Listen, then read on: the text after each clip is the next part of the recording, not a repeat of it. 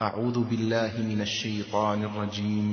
قل هذه سبيلي أدعو إلى الله على بصيرة أنا ومن اتبعني وسبحان الله وما أنا من المشركين.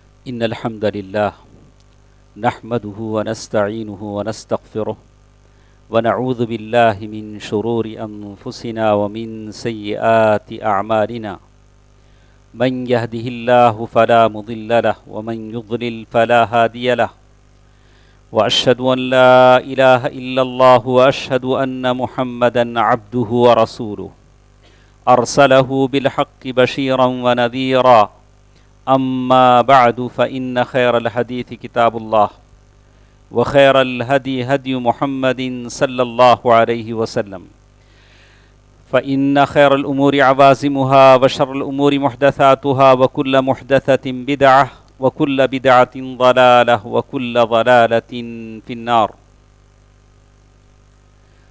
فأعوذ بالله من الشيطان الرجيم. بسم الله الرحمن الرحيم. يا أيها الناس اتقوا ربكم واخشوا يوما لا يجزي والد عن ولده ولا مولود هو جاز عن والده شيئا إن وعد الله حق فلا تغرنكم الحياة الدنيا ولا يغرنكم باللہ الغرور. محترم حضرات، ماں اور بہنوں، سورۃ لقمان آیہ نمبر 33 میں نے آپ کے سامنے تلاوت کی ہے. اس سے پہلے کہ میں اپنا جمعہ کا خطبہ اس آیت کی روشنی میں شروع کروں، میں ان تمام احباب سے جو ابھی مسجد میں آئے ہیں، اللہ کے نبی صلی اللہ علیہ وسلم نے حکم دیا ہے کہ وہ 2 رکعت ہلکے سے 2 رکعت پڑھ کر بیٹھیں، اس سے پہلے مسجد میں نہ بیٹھیں. یہ اللہ کے نبی کا حکم ہے جو صحابہ اکرام کو دیا گیا. ہم تو عام آدمی ہیں، تو جن جن لوگوں نے بھی میری آواز سنی ہے ان سے کہتا ہوں کہ اگر آپ 2 رکعت پڑھے بغیر بیٹھ گئے ہیں تو اٹھ کر آپ 2 رکعت پڑھ لیں. اور زندگی بھر یاد رکھیں کہ گرچہ کہ جمعے کا خطبہ چل رہا ہو، آپ 2 رکعت پڑھ کر بیٹھیں. یہ اللہ کے نبی کا حکم ہے جو ہم تمام احادیث میں سمجھتے اور سنتے ہیں. اللہ سب کو توفیق دے، آمین.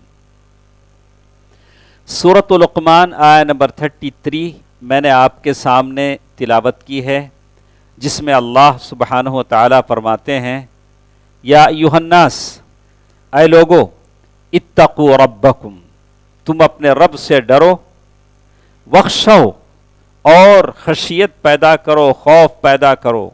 ایک ایسا دن آنے والا ہے، یوم لا یجزی، ایک ایسا دن آنے والا ہے نہ بیٹا باپ کے لیے کچھ کر سکے گا، نہ باپ بیٹے کے لیے کچھ کر سکے گا.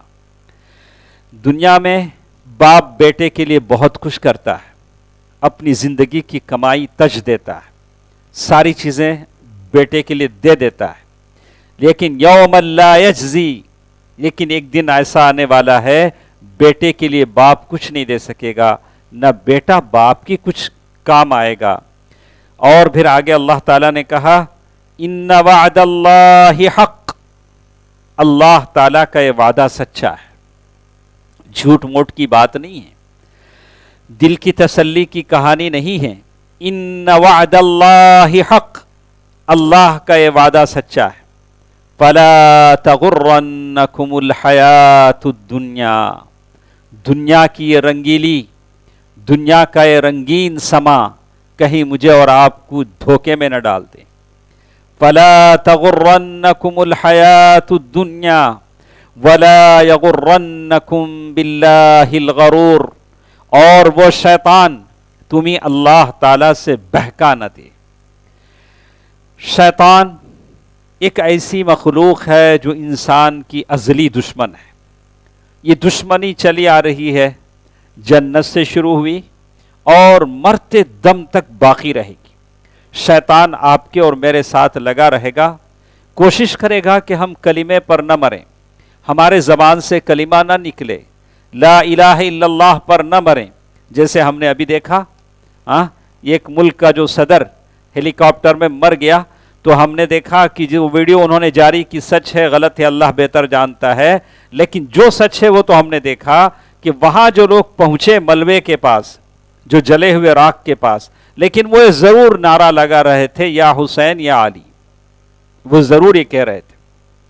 یا اللہ وہاں سنا نہیں گیا، کوئی یا اللہ کہنے والا نہیں تھا، یا علی یا حسین کہہ رہے تھے، جبکہ استغاثہ منادہ صرف اللہ تعالیٰ سے کیا جاتا ہے، یا اللہ کہا جاتا ہے، وہی ہے جو آپ کی دستگیری کرتا ہے، وہی جو آپ کی قاضی الحاجات ہے، وہی ہے جو آپ کا مشکل کشا ہے۔ یا اللہ کے علاوہ ہم کسی سے نہیں مانگتے ہیں، وہی ہے ہماری جھولیاں بھرتا ہے۔ تو دیکھا آپ نے، فَلَا تَغُرَّنَّكُمُ الْحَيَاةُ الدُّنْيَا وَلَا يَغُرَّنَّكُمْ بِاللَّهِ الْغَرُورُ۔ یہ شیطان تمہیں دھوکے میں نہ ڈال دے، کہیں ایسا نہ ہو کہ تمہاری موت یا میری موت توحید پر نہ ہو۔ یوسف علیہ السلام نے اسی لیے دعا کی، وَتَوَفَّنِي مُسْلِمًا وَأَلْحِقْنِي بِالصَّالِحِينَ۔ یا اللہ اسلام کی حالت میں مجھے وفات دے، نیکوکاروں کے ساتھ مجھے ملا۔ دعا کرتے رہیے، اللہ تعالیٰ مجھے اور آپ کو توفیق دے۔ اللہ تعالیٰ نے قرآن مجید میں بہت سارا نقشہ کھینچا کہ دشمنی شروع کیسے ہوئی۔ اللہ تعالیٰ نے کہہ دیا سورۃ الاعراف، فَلَمَّا ذَاقَا الشَّجَرَةَ بَدَتْ لَهُمَا سَوْآتُهُمَا فَلَمَّا ذَاقَا الشَّجَرَةَ۔ آدم اور حوا نے جب اس درخت کا پھل کھا لیا، اس درخت کا پھل کھا لیا جس درخت کے قریب جانے سے اللہ نے منع کیا تھا، کیا ہوا؟ فَلَمَّا ذَاقَا الشَّجَرَةَ بَدَتْ لَهُمَا سَوْآتُهُمَا وَطَفِقَا يَخْصِفَانِ عَلَيْهِمَا مِنْ وَرَقِ الْجَنَّةِ۔ ان کے کپڑے نکل گئے، جیسے اللہ تعالیٰ نے کہا بَدَتْ لَهُمَا سَوْآتُهُمَا، جیسے انہوں نے پھل کھایا ان کے کپڑے نکل گئے، ان کی شرمگاہیں کھل گئیں۔ جنت ہے، آدم اور حوا ہیں، انہوں نے کیا کیا؟ بہرحال آدمی کوشش کرتے ہیں، انہوں نے بھی وہی کیا، وَطَفِقَا يَخْصِفَانِ عَلَيْهِمَا مِنْ وَرَقِ الْجَنَّةِ، جنت کے پتوں سے اپنے جسم کو ڈھانپنے لگے، کھلا تو نہیں چھوڑیں گے، کہا کہ جب جسم کھل گیا جنت کے پتوں سے اپنے جسم کو ڈھانپنے لگے، بڑے بڑے درخت، بڑے بڑے پتے۔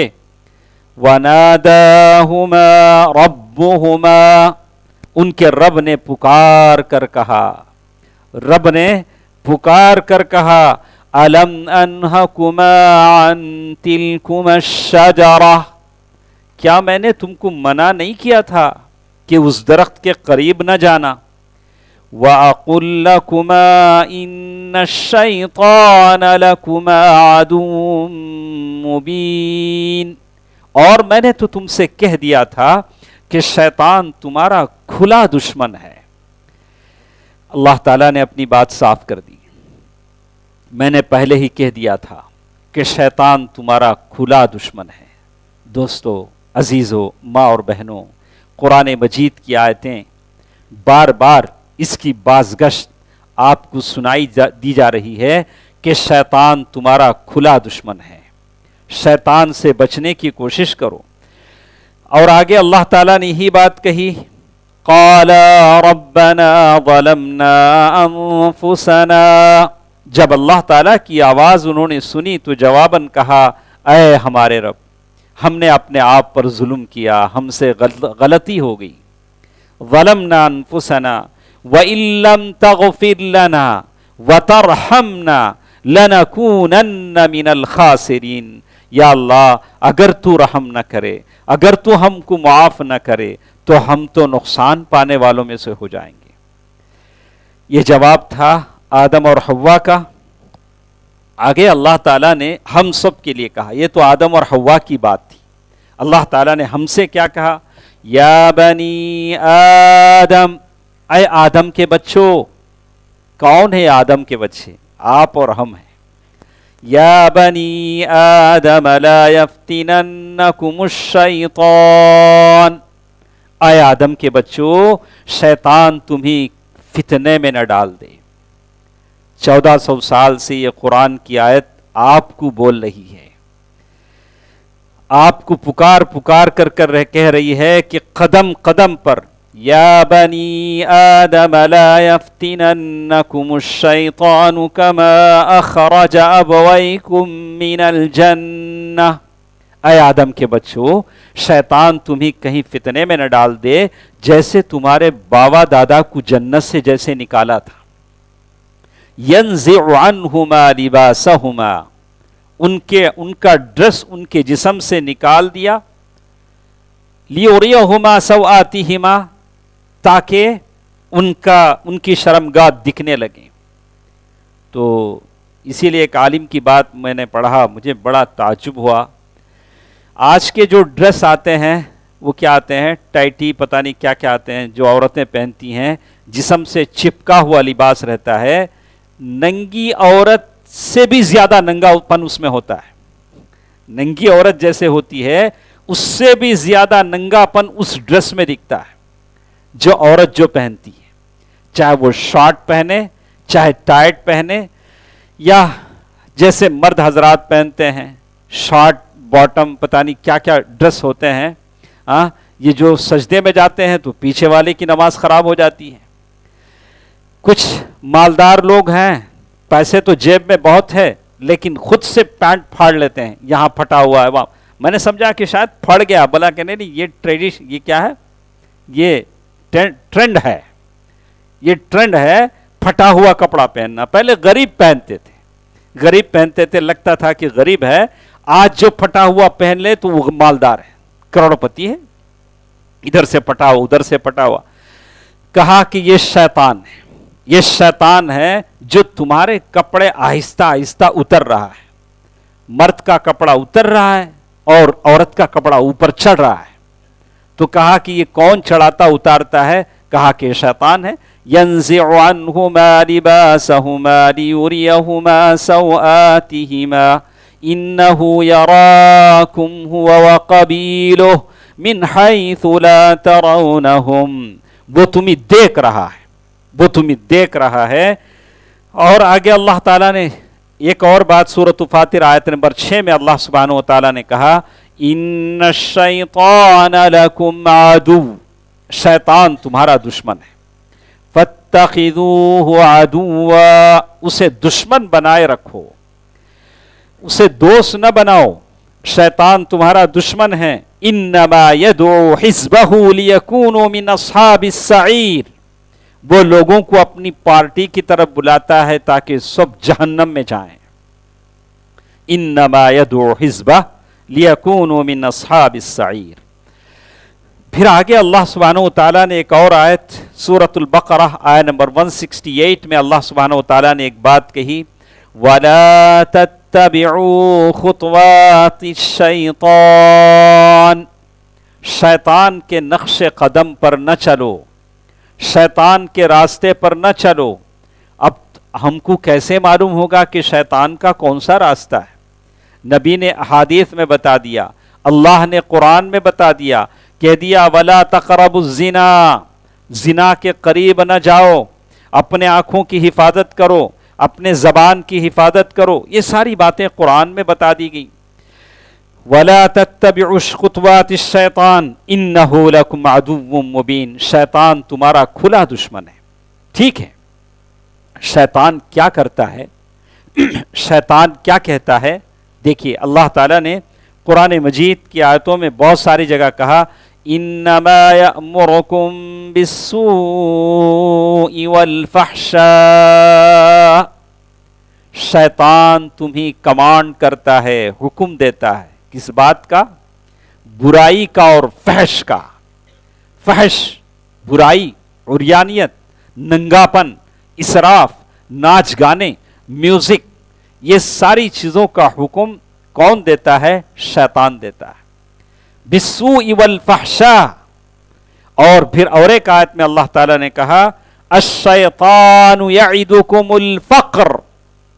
شیطان تمہیں ڈراتا ہے، اللہ کے راستے میں مت خرچہ کر، فقیر ہو جائے گا، محتاج ہو جائے گا، بخیلی کر، فقیروں کو مسکینوں پر خرچ مت کر، بچا بچا کے رکھ. الشیطان یعدکم الفقر. شیطان تمہیں فقیری سے ڈراتا ہے. وَيَأْمُرُكُمْ بِالْفَحْشَاءِ. شیطان تمہیں فحش کا حکم دیتا ہے. وَاللَّهُ يَعِدُكُمْ مَغْفِرَةً مِّنْهُ وَفَضْلًا. جبکہ اللہ تعالیٰ تم سے وعدہ کرتا ہے کہ وہ تمہاری مغفرت فرمائے گا اور تمہیں بڑا چڑھا کر دے گا. یہ اللہ تعالیٰ کا وعدہ ہے. دوستو عزیزو، ماں اور بہنوں، یہ ساری قرآن کی آیتیں جو میں نے آپ کے سامنے پڑھی ہیں، اس لیے پڑھا کہ آپ کے سامنے بات واضح ہو جائے، کلیئر ہو جائے کہ شیطان آپ کا میرا دشمن ہے. شیطان بڑا طاقتور بھی ہے. جیسے ایک صاحب نے قصہ لکھا، ہر قصہ صحیح نہیں ہوتا ہے. انہوں نے قصے میں کیا لکھا بہت سارے لوگوں نے بیان کیا، لیکن ہر قصہ صحیح نہیں ہوتا ہے. بس ایسی سمجھانے کے لیے بولا، تقریب ذہنی کے لیے کچھ باتیں گول مٹول کی بول دی جاتی ہیں. تو کہا کہ ایک بزرگ نے دیکھا کہ شیطان بہت سارے جال بن رہا تھا. تو جاتے جاتے انہوں نے پوچھا کہ حضرت یہ کیا کر رہے ہیں؟ اتنے سارے جال، کچھ بڑے سخت ہیں، کچھ نرم ہیں، کچھ اسٹرانگ ہیں، کچھ ویک ہیں. بولا شیطان نے کہا کہ یہ لوگوں کو پھنسانے کے لیے میں تیار کر رہا ہوں، یہ بڑے مضبوط، یہ ہلکے سے. تو وہ عالم صاحب نے پوچھا اچھا ہم کو بھی پھنساتے ہیں؟ تو شیطان نے کہا کہ نہیں بھائی، آپ کو پھنسانا بڑا آسان ہے، عالموں کو پھنسانا بڑا آسان ہے. بولا وہ کیسے؟ عالموں کو اپنا علم کا غرور ہی کافی ہے، وہ پھنس جاتے ہیں. اچھا یہ موٹے موٹے جال کس کے ہیں؟ تو بولا کہ موٹے موٹے جال اچھے اخلاق والوں کے لیے ہیں، اس لیے کہ سب سے زیادہ وزنی چیز اچھے اخلاق ہیں. اچھے اخلاق والوں کو پھنسانا ذرا مشکل ہوتا ہے، تو ان کو زیادہ ورغلانا بھی پڑتا ہے. تو بہرکیف علماء نے کتابیں لکھی، تلبیس و ابلیس، ابلیس کسے کسے کیسا کیسا بہکاتا ہے، انہوں نے بہت ساری کتابیں لکھی. میرے پاس تقریباً 10 منٹ کا ٹائم ہے، یا زیادہ سے زیادہ ہوا تو 1-2-4 منٹ ٹائم ہم لے سکتے ہیں. اس میں ہم نے مدارج السالکین امام ابن قیم رحمہ اللہ نے مختصر بتلایا ہے کہ شیطان ہم انسانوں کو پھنسانے کے لیے 7 گھاٹیاں شیطان کے پاس. کتنے؟ 7 گھاٹیاں. گھاٹی کہتے ہیں پہاڑی کا وہ راستہ جس پر چڑھنا بڑا مشکل ہوتا ہے. تو امام ابن قیم رحمہ اللہ نے اپنی کتاب مدارج السالکین میں لکھا، اس لیے لکھا کہ انسان کا جو دل ہوتا ہے یہ قلعہ ہے، فورٹ، یہ قلعہ ہوتا ہے، یہ بہت مضبوط ہوتا ہے. شیطان اس قلعے میں داخل ہونے کی کوشش کرتا ہے، دل میں داخل ہونے کی کوشش کرتا ہے. کیسے داخل ہوگا؟ انسان کے باڈی کے جو آرگنز ہیں، اعضاء ہیں، آنکھ، کان، ہاتھ، یہ ساری چیزیں راستے ہیں، مداخل الشیطان، شیطان کے داخل ہونے کے راستے ہیں. انہی سے شیطان دل میں داخل ہوتا ہے جو قلعہ ہے، ایمان کا قلعہ ہے. اسی لیے اللہ کے نبی صلی اللہ علیہ وسلم فرمایا وَإِنَّ فِي الْجَسَدِ مُضْغَةً، پورے جسم میں رتی برابر گوشت کا ٹکڑا ہے، اگر وہ اچھا ہے تو سارا جسم کا ٹکڑا اچھا ہے، اگر وہ بگڑ جاتا ہے تو سارا جسم بگڑ جاتا ہے. وہ دل کا ٹکڑا ہے، تو وہ قلعہ ہے، وہاں تک پہنچنے کے لیے سارے راستے ہیں. تو اسی لیے کہتے ہیں کہ ایک راستہ غصہ ہے، آدمی غصہ ہوتا ہے، آدمی جب غصہ ہوتا ہے تو اس کی عقل ویک ہو جاتی ہے، عقل ویک ہو جاتی ہے تو ایسا کچھ کام کرتا ہے کہ شیطان اس پر قابو پا لیتا ہے. تو اسی لیے غصے سے بچیں. صحابی نے پوچھا کہ اللہ کے نبی مجھے نصیحت کیجیے. 3 مرتبہ اللہ کے نبی صلی اللہ علیہ وسلم نے یہ کہا کہ لا تغضب، لا تغضب، غصہ مت ہو، غصہ مت ہو، غصہ مت ہو. اس سے شیطان تمہارے دل تک داخل ہوتا ہے. دوسری چیز الشبع، پیٹ بھر کر کھانا ہے. جب آدمی پیٹ بھر کر کھا لیتا ہے تو شہوانی قوتیں بڑھ جاتی ہیں. اسی لیے اللہ کے نبی صلی اللہ علیہ وسلم پیٹ کا کچھ حصہ خالی رکھتے تھے. اور ایک چیز العجلہ، جلد بازی ہے. نیکی کے کاموں میں جلد بازی کرنی چاہیے، لیکن برائی کے کاموں میں جلد بازی کرتا ہے، تثبت اختیار نہیں کرتا ہے، تو یہ بھی شیطانی کھیل ہے، اسراف ہے. اور مومنوں سے برے گمان کرنا، بزن کرنا، اور عموماً ہاتھ، کان، آنکھوں سے غلط چیزیں دیکھنا، یہ سارے راستے ہیں جس سے شیطان داخل ہوتا ہے. ٹھیک ہے، امام ابن قیم رحمہ اللہ نے جو 7 چیزیں بتلائی ہیں کہ کیسے کیسے انسان کو شیطان پھانستا ہے، تو انسان سے مراد میں ہوں اور آپ ہیں، ہم ہی لوگ ہیں. تو امام ابن قیم رحمہ اللہ نے فرمایا الکفر باللہ، سب سے پہلے شیطان کوشش کرتا ہے کہ ہم اللہ کے ساتھ کفر کریں، کافر ہو جائیں. جیسے لوگ بولتے نہیں، جیسے لوگ بولتے ہیں کہ بھائی تم ادھر آ جاؤ، جس گھر سے نکلے تھے اس گھر واپس آ جاؤ. حالانکہ انسان کی فطرت ہی اسلام ہے. ساری دنیا کے لوگ پہلے مسلمان ہیں، ہر بچہ جو پیدا ہوتا ہے مسلمان بن کر پیدا ہوتا ہے. شیطان یہ کوشش کرتا ہے کہ آدمی کافر ہو جائے. اگر آدمی کافر ہو جاتا ہے تو پھر شیطان ٹھنڈا پڑ جاتا ہے، اب اسے مزید بہکانے کی ضرورت نہیں. اس کا علاج کیا ہے؟ یہ کیوں ہوتا ہے؟ الجہل باللہ، جو اللہ کو نہیں جانے گا وہ کافر ہو جائے گا. جیسے کوئی کسی عورت کی محبت میں، کافر عورت کی محبت میں پاگل بن کر اسلام کو چھوڑ دیتا ہے، بولتا ہے کہ میں نے اس سے محبت کیا، وہ کافرہ ہے تو چلو میں بھی کافر ہو جاتا ہوں، گیزٹ میں نام بدلا دیتا ہے، اب میں مسلمان نہیں رہا، اس لیے کہ اللہ تعالیٰ کے بارے میں اسے نہیں معلوم ہے. اس کا علاج یہ ہے التحسن بالتوحید، توحید کو وہ جاننے کی کوشش کرے، توحید کی کتابیں پڑھے، اللہ تعالیٰ کی کبریائی اور اللہ تعالیٰ کی بڑائی کے بارے میں جانے. وہ اذیتیں تکلیفیں سہتے سہتے مر جائے گا لیکن کفر کے راستے پر نہیں جائے گا. ہم مسلمان ہیں، کلمے کی حالت میں مریں گے، کلمہ پڑھتے ہوئے دنیا سے جائیں گے. اگر آدمی کفر کرنے سے بچ جاتا ہے تو شیطان ایک اور پتا پھینکتا ہے، ایک اور جال ڈالتا ہے. وہ جال کیا ہوتا ہے؟ بدعت کا جال ہوتا ہے. بدعت میں اسے پھانستا ہے. بدعت کون کرتا ہے؟ جو اللہ کے نبی صلی اللہ علیہ وسلم کے طریقے سے وابستہ نہیں. اسی لیے آپ دیکھیں گے کہ آج جگہ جگہ مسجدیں رقص گاہیں بنی ہوئی ہیں. صوفیہ مسجدوں میں گانا بجانا ڈانس کر رہے ہیں. آپ صوفیوں کی ویڈیوز دیکھیں گے، یہ جتنے سہروردی صوفیہ ہیں مسجدوں میں ناچتے ہیں. کوئی ایسا کر رہا، کوئی ایسا جھک رہا، عجیب. ارے اللہ کا گھر ہے کہ تمہارا کسی اور کی جگہ ہے؟ تو ایسا کیوں کرتے ہیں؟ یہ ساری بدعتیں اس لیے کرتے ہیں کہ نبی کی سنتوں سے واقف نہیں. مسجد کیسی جگہ ہے، مسجد کا احترام کیسے ہے، اور یہ باقی ساری بدعتیں چاہے وہ ماتم میں ہوں، شادیوں میں ہوں، سوگ میں ہوں، جو بدعتیں ہوتی ہیں وہ شیطان کا پھندا ہے. اسی لیے ابن قیم رحمہ اللہ نے اس میں لکھا ہے کہ بدعتی آدمی بہت کم توبہ کرتا ہے، اس لیے کہ وہ بدعت کو ثواب سمجھ کے کرتا ہے. گناہ کرنے والا اگر کوئی سمجھائے کہ بھائی شراب غلط ہے، یہ غلط ہے، تو وہ گناہ سے باز آ جائے گا. لیکن بدعت کرنے والا یہ تو ثواب سمجھ کے کرتا ہے. یہ شیطان کا دوسرا پھندا ہے. اس کا علاج یہ ہے کہ آدمی سنت کو جانے، سنت پر عمل کرے، علماء سے سنت کو سیکھے، بدعت سے اپنے آپ کو بچانے کی کوشش کرے، اللہ کے نبی صلی اللہ علیہ وسلم کے طریقے پر چلنے کی کوشش کرے. ایک تیسری چیز، چلو ایک آدمی کفر سے بچ جاتا ہے، بدعت سے بچ جاتا ہے، تو شیطان ایک تیسری چیز کی طرف لے جاتا ہے، وہ ہے کبائر، بڑے بڑے گناہ اس سے کرواتا ہے. باب الارجاء، یعنی وہ ایسے اس میں لے جاتا ہے، ہمیں توحید والے کیا کرے تو بھی چلتا، بہن کا حق مارے تو بھی چلتا، بھائی کا حق مارے تو بھی چلتا، بیوی شوہر کو ستائے تو بھی چلتا، شوہر بیوی کو ستائے تو بھی چلتا. ہمارا عقیدہ پکا.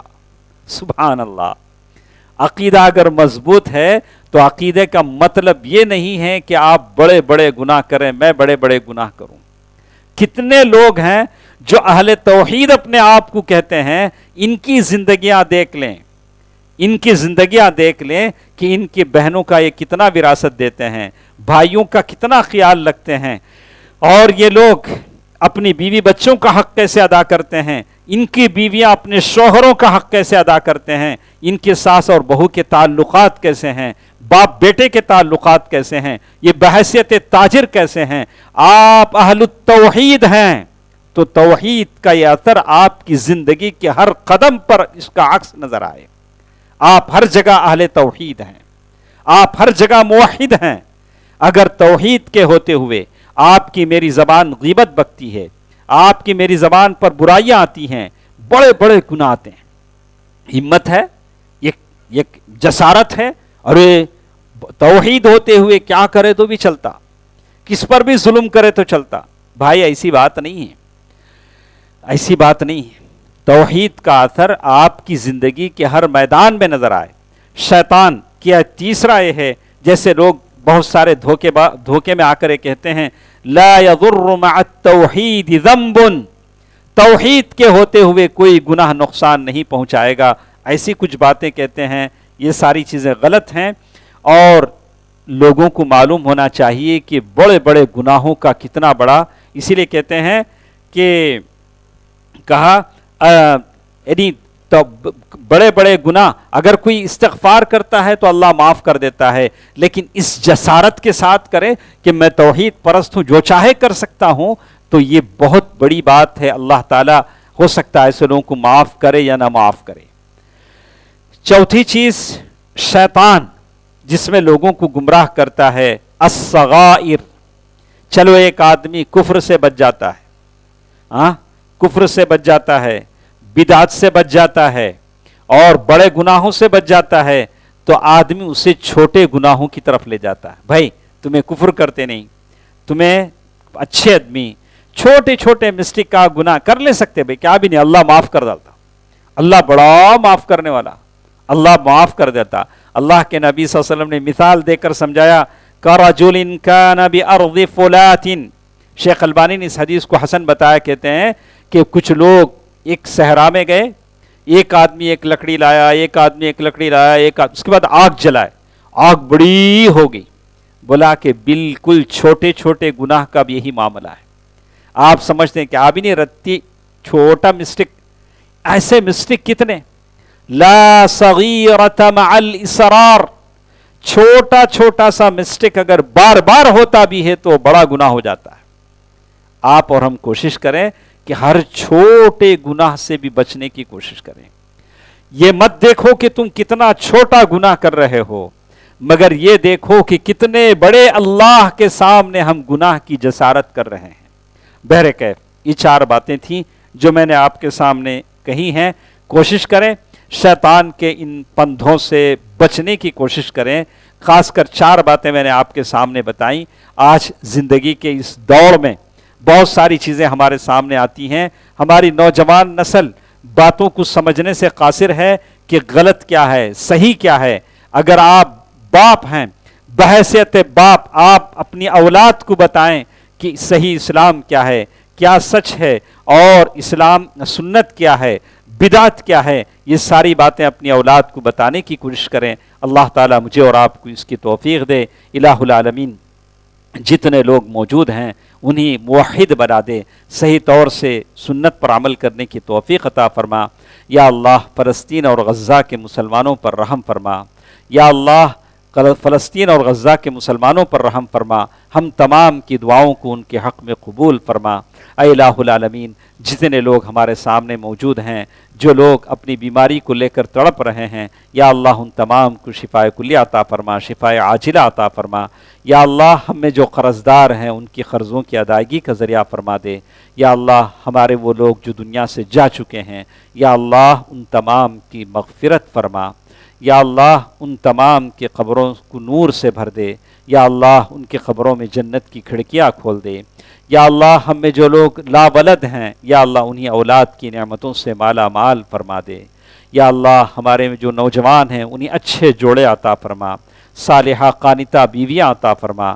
جو عورتیں ہیں، جو لڑکیاں نوجوان ہیں، یا اللہ انہیں اچھے شوہر عطا فرما. یا اللہ تیرے خزانے میں کوئی کمی نہیں ہے. یا اللہ ہم سب کو اپنے خزانے سے عطا فرما. آمین. صدق اللہ العلی العظیم ونفعنی وإیاکم بالآیات والذکر الحکیم. انہ تعالی جواد ملک کریم والرؤوف الرحیم.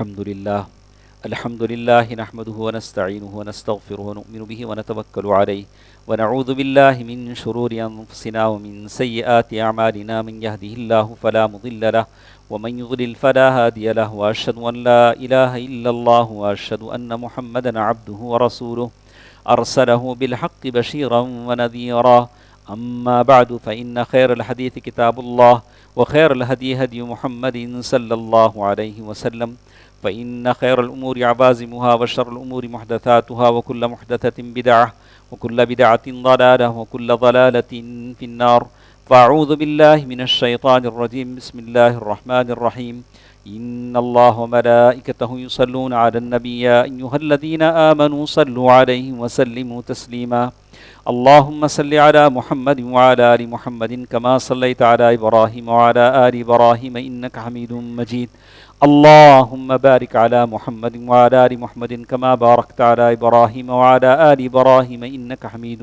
مجيد اذكروا الله يذكركم وادعوه يستجب لكم ولذكر الله تعالى وأولى وعز وجل وأتم وأهم وأكبر